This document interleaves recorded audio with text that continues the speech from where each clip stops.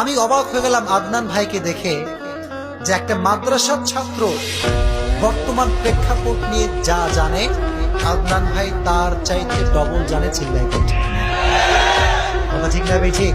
আমি দেখলাম বাংলাদেশে একটা বক্তা আবু তহা আদনান খুব ভালো আলোচনা করে ছেলেটা, আমাকে ভালো লাগে ছেলেটা আলোচনা করে, খুব সুন্দর। এখন এই যে একটা ছেলে কথা বলে তোহা আদনান, আমার ভালোই লাগে তার কথা। চেষ্টা তো করতেছে, ঠিক কিনা? চেষ্টা তো করতেছে, কিছু ছেলে তো তার কথা শুনছে কিনা, চেষ্টা করছে কোন হাদিস দিয়ে।